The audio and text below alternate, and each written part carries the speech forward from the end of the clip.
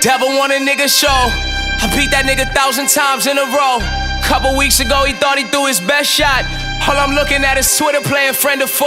Cloud chasers need the relevancy. All talk come from irrelevant MCs. None of those guys are relevant as me. Guess what that means? I'm on a whole nother league. Wait, don't stop, let's tell another story. What the fuck happened to rap? This isn't for me. Never did I ever think I would see the day. Rap niggas telling the cops to come for me. What is going on, everybody? Welcome back to Z-Dubs TV once again. And today, if you follow me on Instagram or you have me on Snapchat, you know that I've been talking hella smack to Brockport and the stylist. So this video is exposing Brockport / the stylist. Before this video gets underway, make sure you like, comment, and subscribe if you aren't already. And please, if you're from Brockport, if you go to Brockport, please share this story with a few people that also go to Brockport, because I feel like it's very important that the people of the Brockport community hear my story and see what I went through last semester. Before this video gets underway, again, make sure you comment, share, because those two things are so important to ensure the algorithm works on my videos and YouTube shows my videos to people who haven't maybe seen them before. So if you can do that, I appreciate it. For most of you that follow me and most of you that have been watching the channel, you don't really know anything about my Brockport experience or what I kind of did at Brockport. And when I was posting all those things on social media, I'm assuming that you were kind of confused because you don't really know anything. It might be hard to understand why I'm doing all this. So before I get into the story that I'm about to tell, I have my farewell article right here to the stylist, the one that they wouldn't let me write. After I went off on social media, they tried to contact me, and I'm pretty sure that they were going to allow me to write the farewell article after realizing how upset I was and stuff like that. So here it goes. I'm going to read the farewell article. It was my second semester at Brockport, January of 2019. And one of my professors suggested I try one of the media clubs on campus to help build a solid portfolio. I'll never forget how nervous I was to go. After my first semester at the college, I felt like I didn't fit in for the first time in my life and had no interest in meeting new people or trying new things. I was homesick all the time, had no motivation, and I was contemplating if college was even right for me. I knew some of the people in the stylist, the school newspaper, from class, but never really got acquainted. The first meeting I went to, I'll never forget. One of my classmates saw me walk in and said, "No way." I didn't know how to take that response, but regardless, they were a friendly and welcoming bunch. At this point in my studies, I knew I wanted to write about music and entertainment. The first article I ever wrote was about Chris Brown. It took me literally 12 hours, but in some odd way, I enjoyed it. I had no idea how it turned out until later that week. I saw the editor-in-chief walking around campus and he said, "Hey Zach, good job on that article." I was exhilarated to hear that feedback. I called my dad immediately after to tell him. This was a turning point for me at Brockport, and I was ready to keep growing as a writer and see how far I could push myself. One article a week eventually turned to 3 to 4, and those 12-hour articles turned to 45 minutes to an hour. I wouldn't be the writer, journalist, or person I am today without this experience and the people that gave me this opportunity. Even though sometimes I may act like it, I know I'm not the best journalist or even the hardest worker. Regardless of the recent events that happened in my current relationship with the stylist, I just want to say to all the people I've met and all the people I've worked with through this experience that you are very talented, and I wish nothing but the best for anyone who has ever been a part of the stylist family. I want to thank Panos Argyris for giving me a chance to prove myself, teaching me a lot about writing, journalism, and how to be a leader. I give all the credit in the world to Bree Bush, who stepped in as editor-in-chief despite being the youngest person on staff and doing the best job you could to ensure we delivered the best paper each week. Paul Cifinelli, you are easily one of the hardest working people I've ever met in my life, and I know any publication you work for in the future will be blessed to have someone as devoted and as talented as you. To say the least, I was proud to be a part of something like this, and I will hold the countless memories I received forever. God knows where I would be if I didn't decide to pursue this journey. It might seem silly to some, but the stylist was more than an extracurricular activity for me. It was a lifesaver and kept me on track and out of trouble. and you all know how much I love trouble. So there's my farewell article. I hope that kind of paints like a better picture of the timeline for you. Those of you who don't really know about the timeline or anything that happened. In January of 2019, I joined the paper, right? And they have like, there's 3 executives, and then there's the 4 section editors, and then there's 4 copy editors. And those are the paid positions. Like, copy editor gets paid the least, and then section editors are in the middle, and then the executives get paid the most.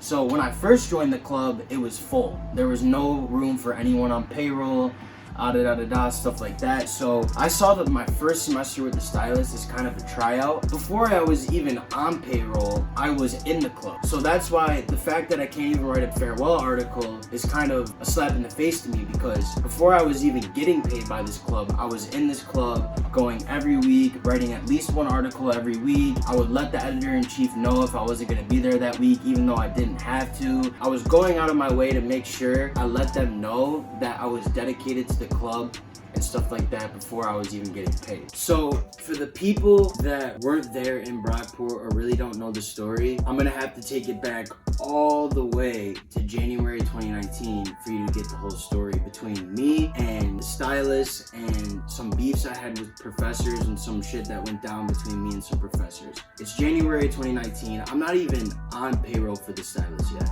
At this point in my life, I'm like battling some mental health issues. Like, I got some personal shit going on.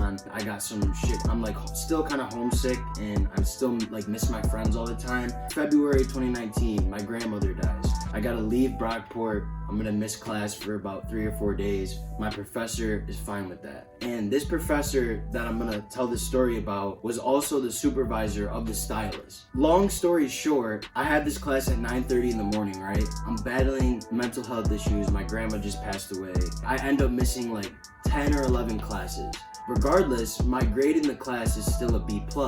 Apparently, she still has to fail me because I missed a certain amount of classes. So long story short, I have to retake this class again. Fast forward to the fall of 2019. Now I'm on staff. I'm getting paid by the stylist $100 every 2 weeks for being a copy editor. It's not really about the money for me. That doesn't really matter. I spent all of fall of 2019 working for the stylist, putting in like 35 to like 40 hours a week. It gets to like this time, literally like exactly a year ago, like from this date. Like I said, I was homesick a lot, and I obviously miss my family, So I tell them like 2 weeks before Thanksgiving break, I'm like, I'm gonna leave on Monday. I'm gonna take those extra 2 days. I'm gonna go see my girlfriend. I'm gonna go to see my family, and we're going to New York City for Thanksgiving. So I wanna be like rested up and prepared for that. Not a big deal. They said, we're voting for the executives right before Thanksgiving break. The Tuesday right before Thanksgiving break, they go, we're just gonna FaceTime you in so you can vote. So the supervisor, who's also my professor where I missed the like 11 or 12 classes, shows up for the first time all semester, right, for the voting. Realizes I'm not there. They go to call me for the vote. She has a panic attack. She's like, Zach's not here. He's not doing his job. What about all those 13 other weeks where I was there and I was doing all that shit for the stylist and you didn't even show up and you don't even see me doing my job? But the one time you show up, I'm not there, my luck, and I'm not doing my job. So long story short, I don't get to vote. So that's the first thing. It's like not a big deal, but it's like, okay, this teacher has something against me. Like, I don't really have to say anything. Everyone knows.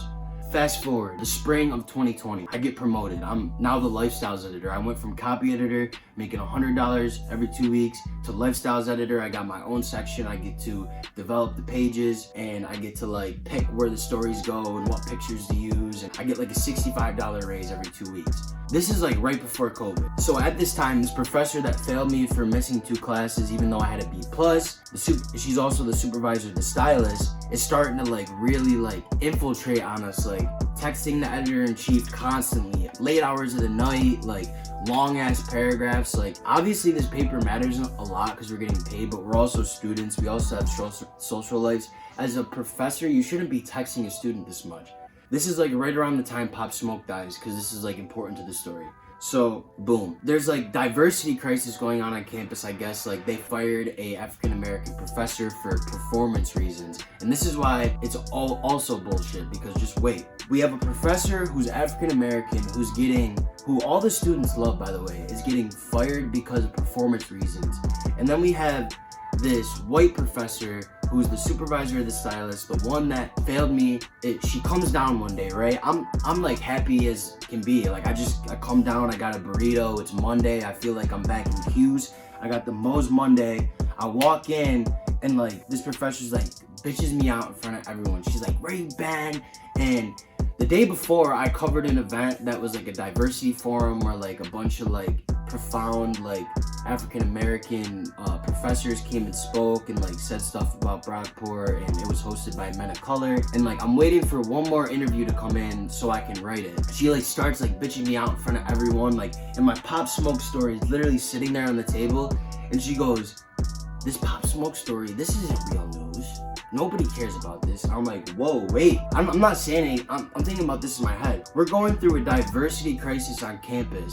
You want me to write about this diversity forum that probably no students really care about at the end of the day. And you got this like huge story, this African American star dies, and that probably more students care about. And you're saying that it's not real news, it doesn't matter. Long story short, she bitches me out in front of everyone. Like it's like super awkward. Me being me, like I'm laughing like in the back of my head, like wow, this is a really crazy person. Like you're gonna come at me in front, you're not even gonna pull me aside and like tell me like, listen, you gotta get your act together. Me, I'm thinking like I'm going straight to the dean tomorrow and I'm getting rid of this person as a supervisor. I have her for a class as well. So boom, strike one was you failed me and didn't give me my vote because I wanted to go see my family, and I was also battling mental health issues and I couldn't get up at 9:30 in the morning.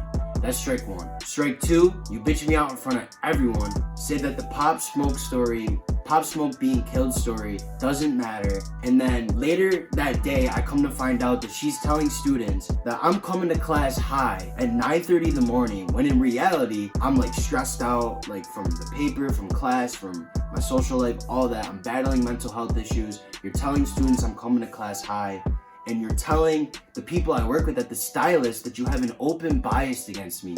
Like you literally like telling people that you have a bias against me. So I find that out after she bitches me out. So boom, next day I wake up, I grab a coffee, and I'm raring to go. I go to the dean, I tell her everything, and I gather everyone up, and I'm like, listen, like you need to help me out. We need to like get her out of here. Like she's texting you like late hours of the night. Like she's giving everyone stress. It's just an unhealthy environment. So we gather everyone up. We get the department chair of the journalism department to come to the dean's office. And as soon as one of my like peers tells the dean and the department chair that she has an open bias against me, the department chair steps in and goes, oh my God, we're gonna get you out of that class. We're gonna give you the credits. And I was happy, like I get to get out of the class. I have one last class to worry about. Or if she's removed as the supervisor of the stylist, we get to pick who we want. After all that stuff, she gets removed and I get removed from the class, but there's no real punishment. So this is my real beef with Brockport. You have an African American professor that you fired for performance reasons that students love. But then on the other hand, you have a white professor that literally was talking smack about a student that gets a slap on the wrist. What kind of message is that sending to the Brockport community and all the students? You know what I'm saying? Like nobody even really knows about this. The fact that this happened to me and all that happened was a slap in the wrist. You know what I'm saying? And like this was like the week before spring break, like the week before COVID. So like after this, like I went home, like I didn't really even think about it anymore. Like it kind of just like, she got lucky that COVID hit. Because if I went back and saw that she was still there, I would have gone even higher. I would have went to the president, all this shit. I would have tried to get her fired. I don't care if she's tenure, anything. You are talking shit about me, ruining my reputation and my character because you don't like me for some reason. because I can have fun and I can also get the job done. That's my real beef with Brockport. So fast forward, like, I have all this pent up anger that she's still there and all this stuff. Now we're here. I'm still the lifestyles editor, and first of all, I told them that since I was gonna be in Syracuse and I was gonna be the only one on staff not back in Brockport, that I wasn't gonna be able to give my 100% this semester. I warned you, I told you, so don't act like it's a surprise that I didn't do my job to the fullest this semester. I'm getting nagged a lot this semester, like I'm not really doing my job. I'll agree to that. But like, obviously, like, I need to check. Like, I'm not gonna be fake about it. Like, I need to check. Like, I just bought a car. Like, I need the money. You know what I'm saying? And like, I've devoted all this time to the stylist in the past. I felt like I deserved to get that check. So I'm getting nagged. I finally pick up the pace, you know, like I start writing pretty decent articles. Like, I start contributing a lot more. Z-Dubs TV starts to pick up again. So I'm like, I gotta pick one. Like, I can't be working for the stylist and I can't be putting all my effort into Z-Dubs TV. Literally last week, I texted the current editor-in-chief and said, listen, like, I wasn't able to do that article. Like, I got super busy. I had to work 4 days in a row. I was trying to focus on Z-Dubs TV, You could take me off payroll. I'm not gonna continue, but I really want to write the farewell article because we're in the middle of COVID and I'm a senior. And this is the only thing that's gonna make me feel like I'm a senior, is getting to write this farewell article. And this kid says, oh, you can't do it because you didn't do your job. But what about all the other times I did do my job, when I'm promoting the stylist, doing everything I can to have it get more recognition? I'm changing the culture, getting the supervisor removed, and I can't even get a farewell article. So I attacked them on social media. They hit me up. I'm pretty sure they realized that they fucked up, because if the things I was saying wasn't facts, they wouldn't be trying to contact me and like get me to like calm down and like talk to me on the phone and stuff. So I took matters in my own hands. I wrote my own farewell article, as you can see, and honestly, like, I have no animosity toward anyone of my peers. You're all great people. But I think that you are just so caught up in the system that Brockport has created that you don't realize how far deep you're in, to the point where you're not, like, it's a job, but it's also a club. And I was in the club before I was even getting paid, and I can't even get a farewell article.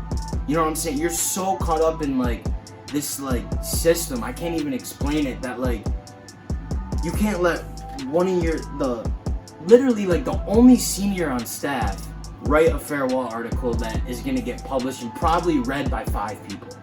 You know what I'm saying? It's not that big of a deal. You made it a big deal, so I made it a big deal and called you out on social media. So that's the story. Like I said before, if you're from Brockport and you know about the Dr.Archie situation, please share this story with someone to show how Brockport operates behind the scenes and how they try to brush shit under the rug. You know what I'm saying?